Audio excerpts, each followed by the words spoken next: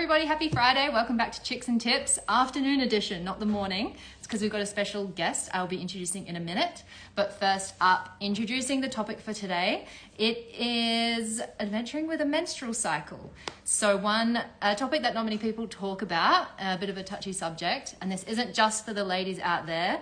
Bros, if you want to look after the ladies in your life on your next adventure, make sure they have a good time. Definitely listen up. You'll get some cool tips.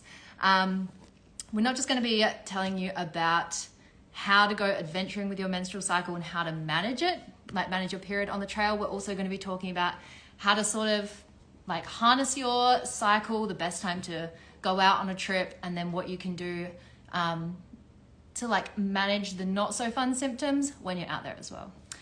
But before we get into it, our special guest is Jojo! So Jo's here and she's going to be chatting with us because she has a whole bunch of cool tips. So I'll leave you to it. Thanks for having me on my first Chicks and Tips. So first off, when we were Googling hiking with your menstrual cycle, the things that tend to come up is hacks for dealing with your period. Is it safe to hike on my period? And the answer to that is yes. So anytime that you are on your period, but not just that, but any point in your menstrual cycle, it's obviously safe to exercise and yes, go out and be out there. And the third thing is bears. So bears. Bears and periods. So interesting one, maybe one that's a little bit of a tangent. But this came about from the 60s when there was this really unfortunate incident when two women died in two separate bear attacks in one of the national parks in America. And off the back of that, there was this myth that came around that bears could smell period blood and therefore women were just advised not to be in the outdoors.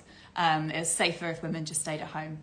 Women that were working in backcountry roles were asked to leave their jobs. So a lot of that came around just through stigma and those myths. So since then we've come a long way, but it's still something that a lot of people maybe don't talk about, are embarrassed to bring up, or maybe they'll talk about it with female friends, but that's about it.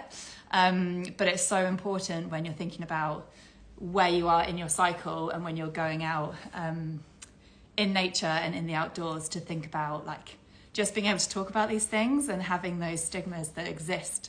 Sometimes still today, you know, people still get worried, will sharks sense my period blood if I go in the sea? And that's crazy that those things still exist out there. So we wanted to, really talk about that today and what we could do to change that. So, Emma.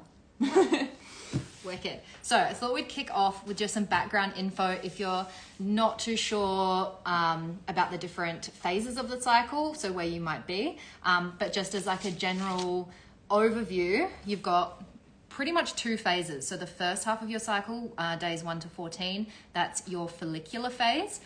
So that's when you'll be feeling really energized, really motivated, really creative. You're going to be a real go-getter, really outgoing, and you're going to want to take on some challenges. So this is a really good time. If you're planning ahead, you want to book in your trips then, which is a bit of a challenge if you're planning really far in advance or if your cycle's kind of irregular. But it's just something good to keep in mind. And then you can kind of plan the level of challenge of your trips as well. So whether you push yourself a bit harder or whether you pull back. And then in the middle of your cycle, you ovulate. And then after that, the second half of the cycle is called the luteal phase. So this is roughly days 14 to 28. So this is when you're going to be feeling less energetic, lower mood. You're going to need more sleep, more rest, and more food because your metabolism actually goes up. So these are really important things to think about when you're out on a trip. Are you going to need to carry more food? Are you going to need to stay more hydrated, take more rest breaks during the day, actually make your hiking days shorter and like tackle less kilometers, less elevation, all that kind of stuff. And then not just being aware of that for you, but also being aware of that for other people in your group as well. So a cool example of this is that I have a rule now that I don't do any new crazy hard mountain bike tracks in my luteal phase because it usually ends in tears.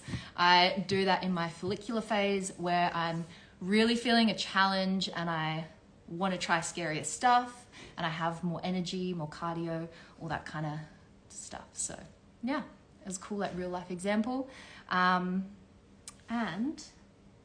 Yeah. You want to finish us off? I love that. That's great. That's awesome. Just to plan ahead like that. I think that's brilliant. Yeah, and realizing that even if you are adventuring in your luteal phase, it's not the end of the world. You just have to manage it and look after yourself a little bit more. Yeah, and I think manage your expectations. So if I'm going out hiking in my luteal phase, then sometimes I can get really annoyed that I'm slower, that I need more breaks. It just feels harder than maybe the same hike did like 2 weeks ago when I felt absolutely invincible. And then it's really easy to sometimes beat yourself up about that, and instead just being like, do you know what, I'm in my luteal phase, so today I'm going to have actually quite a gentle hike, or one that's like could be quite scary and push me. I think I'm actually going to do that with someone else, because doing that on my own actually feels a little bit too much during this phase, whereas in my follicular phase I might be like, bring it on by myself, I'm feeling it today. Yeah, and I feel amazing. But you can't always, you don't feel like that all the time. So I think, yeah, there's just something around like self-care with that, and not pushing yourself too hard in your luteal phase, and being kind to yourself. And then I think it helps that other people in your group be a bit more empathetic and understanding as well, being like, oh, okay, like this is why they're acting like that. Yeah, which comes from talking about it, which yeah. is really important to do. And I've recently started tracking my periods better using an app called Clue, and that's been amazing because I'm someone that's not very good at paying attention to when my period's due and what stage I'm at. So I found that really helpful to then actually associate my symptoms and feelings and moods to that better, which is helping me plan what adventures I want to do better. Yeah, same. Which is really cool. The next thing we wanted to touch on was around hygiene. So if you are on your period out on the trails, what tips that we have for managing that. So the first would be around always using as much reusable products as you can. So either reusable pads, a reusable menstrual cup, obviously, or period pants, because then, you know, you're not having to, if you can't dispose of it, you've got less that you're going to have to pack out and take out with you. Period pants being undies for us non-English folk. Yeah, period underwear. So it just absorbs the blood, and then you just wash them out and put them back on. So similar to a reusable pad. Other things that are really, really good to take out with you is just having some wet wipes, where it might not be always very easy to wash your hands, and making sure you've got some hand gel so that you can be really hygienic. And then if you're hiking and you are on your period and you're experiencing cramps, we love the Nalgene bottle for making that into a hot water bottle to help ease those symptoms. So good. Quick tip about the menstrual cup. If you haven't heard of one or you've never tried one, they're awesome.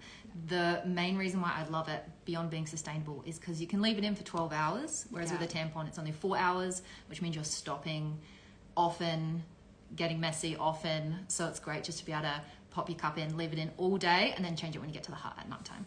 Yeah, that's really cool. Yeah, really important.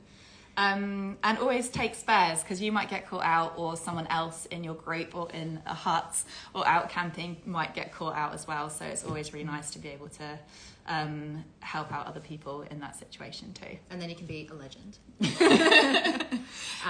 Always. And then taking spare painkillers, Panadol, Nurofen, whatever else you need for when you're out there as well. Yeah. And also just talking about it more openly. So I think that's really, really helps to share with your group. And if there's guys in the group, also sharing it with them. And you know how some people can always be flippantly like, oh, you're on your period, but actually going, oh, do you know what, I'm at this stage in my cycle, and therefore I will be a little bit slower today, or I will need more rest breaks, and I would like everyone to respect that. I think that's important. Yeah, for sure. So we hope you guys took away that planning your adventures around your cycle is really helpful, but if you're in a non-optimal time of your cycle for adventuring, it's not the end of the world, because there are lots of things you can do. So if you found this really interesting, we can put together some more resources and do some future posts about it, because it's a topic we're really passionate about and really interested in, and we want to make sure more people, we bust those myths. Yeah, you know? Yeah, and we haven't even talked about, you know, menopause and perimenopausal symptoms or anything like that in stakes. There's just so much in this topic that we could talk about. So yeah, if you want to learn more, we'd be happy to share. Yeah. Awesome. Well, hope you guys enjoy the rest of your Friday and your weekend. Get out for some cool trips. Otherwise, we'll see you next Friday. Cool. Bye.